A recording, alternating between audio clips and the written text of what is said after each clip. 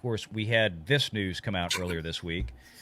$300 million. I want everybody like think for a second on this. Is that all for the facial stuff they did to make him look younger? Hang in there. It's going to get worse. It's going to, yeah. And of course, they're not done spending money. That's just what they know that they've spent to this point.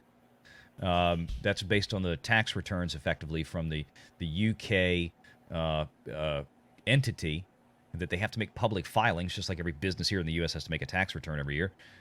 These UK, they have to file it. And this whole entity, PLT, it does nothing but it's the corporate entity that is making Indy 5. That's it. That's all it does.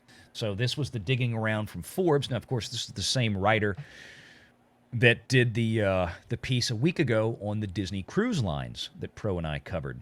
And a lot of people missed that one. But it's from this same writer because that cruise line is also owned by a UK corporate entity.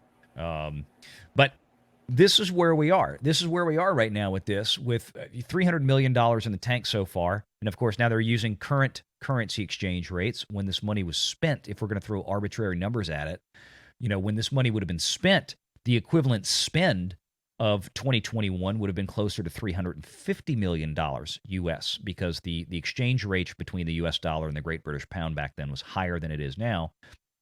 And I got news for you. It's on its way back to that. And it may be there by the time this movie comes out or a couple of months later when the bill would come due.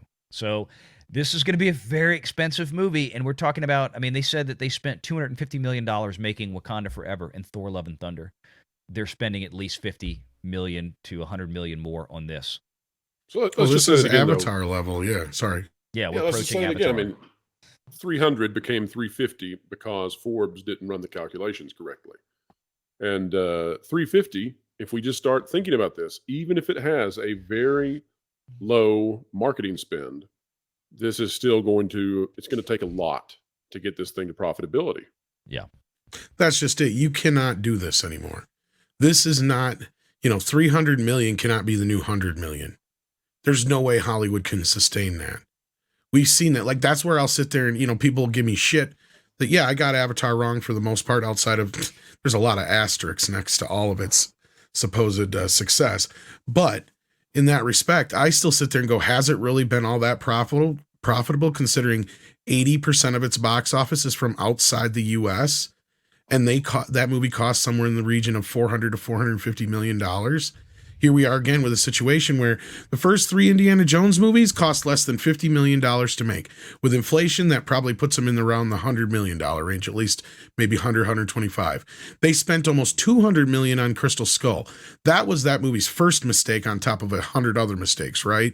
Mm-hmm. This to me sounds like you're compounding that times 10. You've doubled that budget practically. You're adding someone worse to the mix with Fleabag, right? Who's resented by the audience. And this is going to be something that I have a feeling is going to fall flatter on its face than Crystal Skull if it's as bad as we're hearing it is. Hopefully it's not. Fingers crossed it's not that bad, but I just don't see how they can fix this mess at this point, considering everything we've heard is coming to fruition. Are you saying, Tom, that there is not a lead fridge strong enough to save Indy 5 from the fallout? No, I don't think so. Steven wins the day. They can nuke the fridge on this one and get away with it.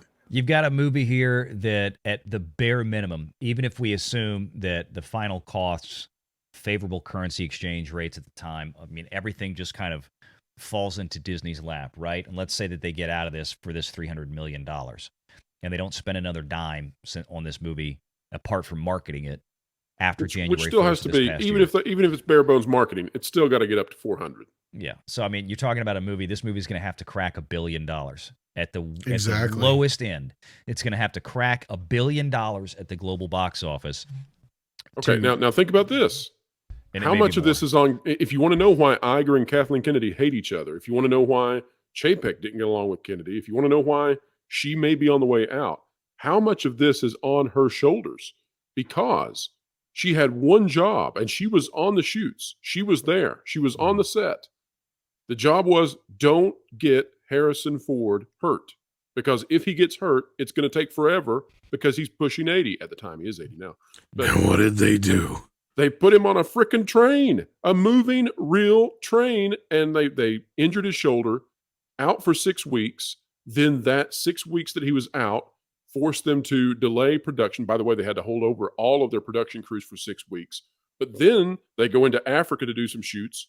Again, on the delay, what happens? Well, because of the delay, now they get caught by the worldwide situation that was going around, right? Lockdowns happen, and they had to leave the country they were in, which was another huge faux pas, another huge situation. Had to go back later on and do another reshoot. I mean, there's no telling how many tens of millions of dollars went up in smoke because Kathleen Kennedy didn't have the courage or the backbone or the wisdom to say, no, we're not putting the 79-year-old man on a moving train to do a fight sequence. We're not doing that. That's stupid. Mm-hmm.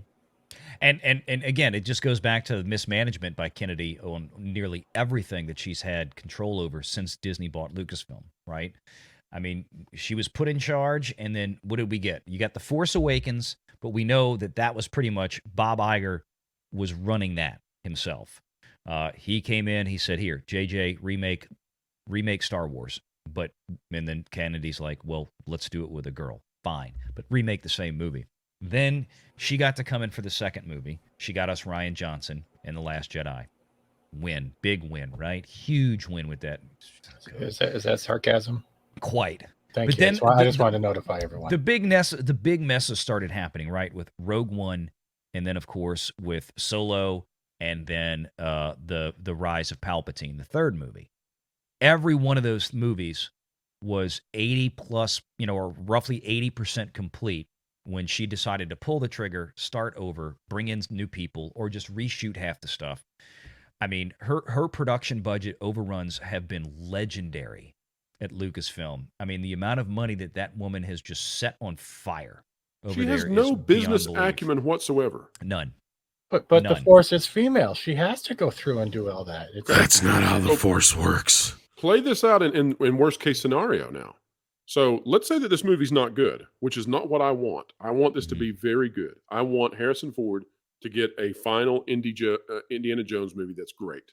I want John Williams to have a great movie to end on for the Indiana Jones franchise. That's what I want. But if that doesn't happen, if this is bad, and James Mangold has not given me a whole lot of confidence, I'll say that for him. He's been great in the past, but the way he's handled the public doesn't say that he has a lot of confidence.